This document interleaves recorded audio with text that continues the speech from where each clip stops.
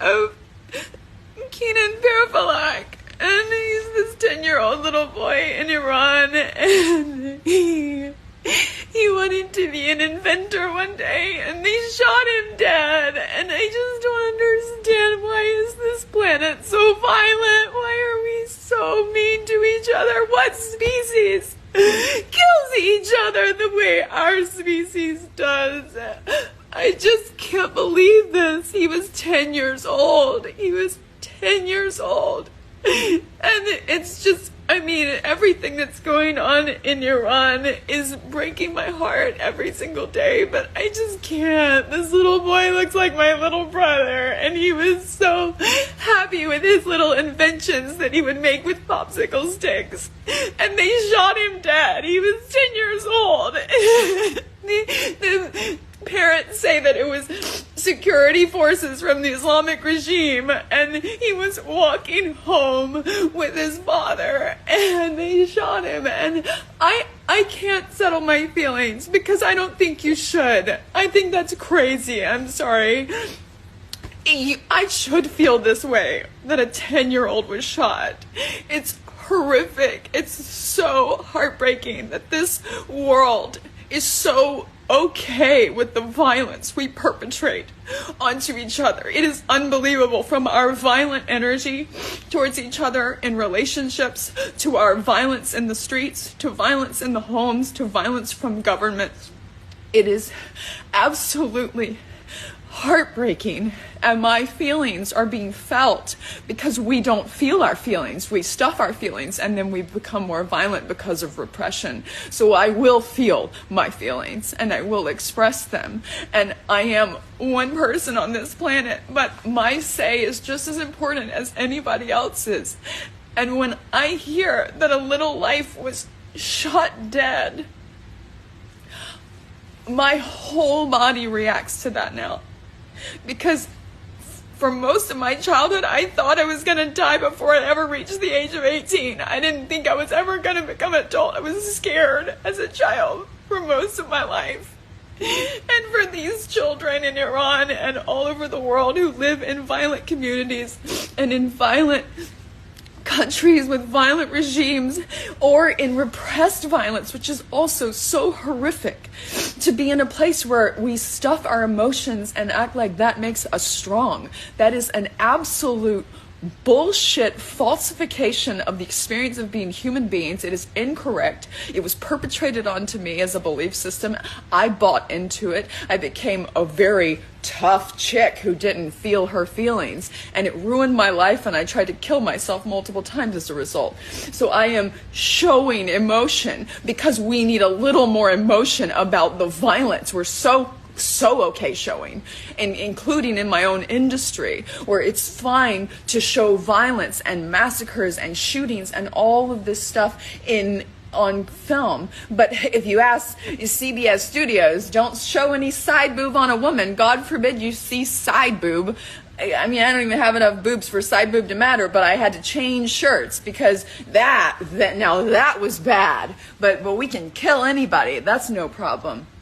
So my expression of my emotions about a 10-year-old little boy named Kian being murdered in the streets, this is an expression of a human reaction to human loss of life that I believe is well beyond justified and warranted. And I would invite you to feel a little more into your own self.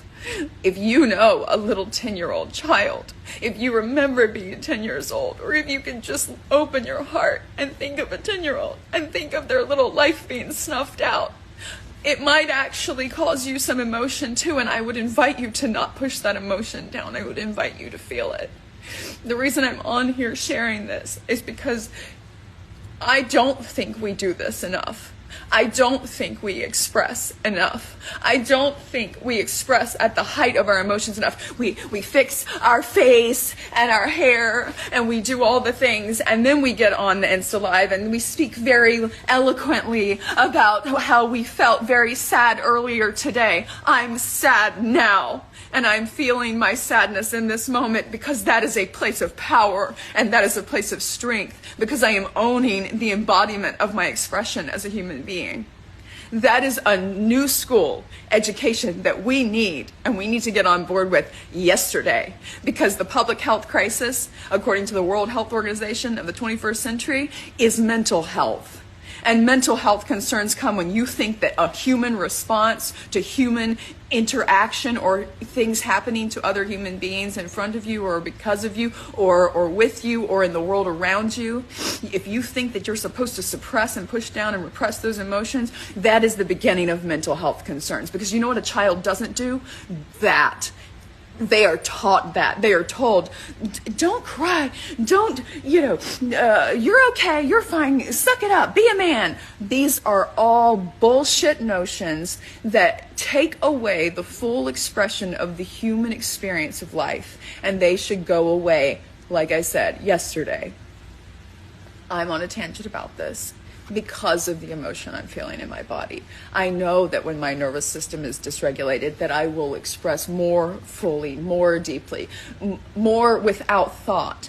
And sometimes that's a good thing, because me with thought, I censor myself. I hold things back. I don't say everything that comes to my mind. Some people say everything that comes to their mind all the time, and they should take some thought and take a breath. There's very different types of people in our world. These types of people, my older sister and I would say, she would be the person who needs to come back and apologize and be like, I was in the heat of the moment and I said all this stuff. And I would be the person who goes silent and shuts everybody out. We all handle things differently. For me to express my emotions is a place of power, because I never did that in my life. I will always feel this way. If any one of you, if I heard in the news that something happened to you, if I heard in the news that something happened to a child that you know, I would feel this way for you, for that child. That is who I am. That will never change. It will only be exacerbated by my age and time on this planet. That 10-year-old little boy in Iran wanted to be an inventor. And it was so precious when he would show in the videos his little inventions. And that's what I was watching. I was watching him with a little popsicle boat that he had made that rode itself. I don't even know how it possibly worked. It just, he put it in the water and it started, the little rudder started rotating itself and going around. And he must have done something with physics at 10 years old that was, to me, amazing. And he was so proud of it. And they shot him dead. And I'm heartbroken, and I'm gonna be heartbroken today until I'm not, and I'm okay with that. I hope you can be. Thank you for letting me share. His name is Kian, and I hope you remember him, because he didn't deserve to go away, and neither did the 14-year-old little boy that was shot with him. But I just saw the videos of Kian, and I'm just so heartbroken over the violence in this world. And I'm so thankful to Masa Amini, because her soul was a sacrifice, and finally people are taking notice of what's happening in Iran and what's happening around the world. And I'm heartbroken for her family. I'm heartbroken for this little boy's family. I'm heartbroken for the 15,000 protesters. And I'm heartbroken for these people leading this regime. I can't imagine the weight on their souls that they massacre and murder people so horrifically. And somehow at the end of the day think they're doing Allah's work. Like, as if a God would ever sanction their acts against humanity. As if a God would ever honor that. As if a God would ever see that as a positive. And for the people who are falling in line, and you bet there are people who are falling in line because they're so afraid of that regime and they are causing harm, these prison guards, these people that are marrying and raping little virgin girls, I'm talking to you. If you're falling in line because you're afraid of what they'll do to you, I'm sorry that you're afraid, but please take a stand. Please don't do this. Don't have this on your soul. This is not Allah's work. This is not the work of any god.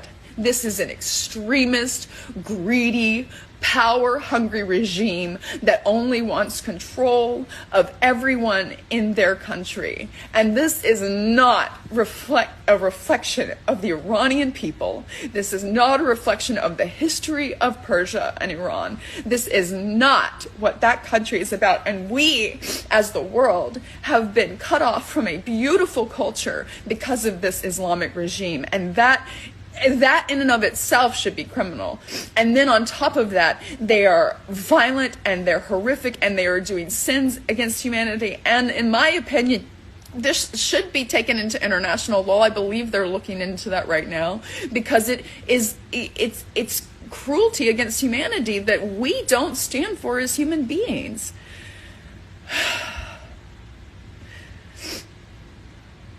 Thank you for so many beautiful people on here who are sharing in this and understanding I'm reading your messages, so thank you. Post pictures of his accomplishments. I will. I'm going to post the video that he was showing one of his little inventions in, Kian.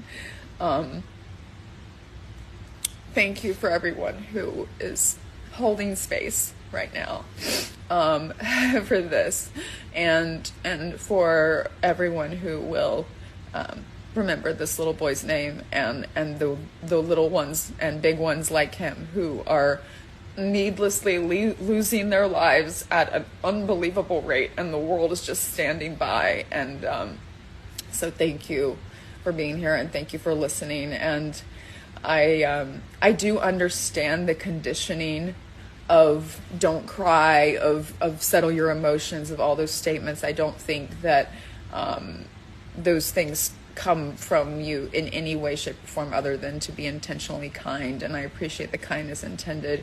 I speak back against them because they are a narrative that I do not think serves our world or humanity, and if someone doesn't say that, how do we ever have a different outlook? So I'm challenging that outlook. For the people who are just joining, I was talking about a young boy named Kian, who's 10 years old in Iran, and he was shot dead. And I am going to spend today honoring his life and his dreams and the lives of people in the situation that Iran is in. And this situation, this kind of repression and these types of regimes happen around the world. We're just hearing about them now because of social media, and this is why social media is a gift. People talk about its toxicity, and it can be toxic, but it also has a lot of wonderful human beings who are willing to share the stories of issues like this. So remember Kian, have his family in your thoughts and prayers, please. Send energy to Iran in your mind. Send love from your heart. It all does help balance the energy in our world. I do promise you that. I've learned a lot about energy in the last 2 years, and quantum physics, quantum mechanics that I've been studying as a hobby. And your energy towards this issue, whether you talk about it with family or you go wild child on an Insta Live with everybody, sending the energy is important, as is the awareness, as is us being in a space where we look at real solutions for our world and go to the root of these problems. And the root is very obvious to a lot of us when we're looking at problems like this from a government level, that this is about greed. This is not about a religion. I know many Muslims, I know many peaceful, beautiful people who believe in Allah, and that is not what this is. This is like ISIS, Daesh. This is terrorism. This is terrorizing humanity and human beings. And my heart goes out to the fathers in Iran, to the men in Iran who are affected by the women and children that they love very much being massacred. I can't imagine what it's like to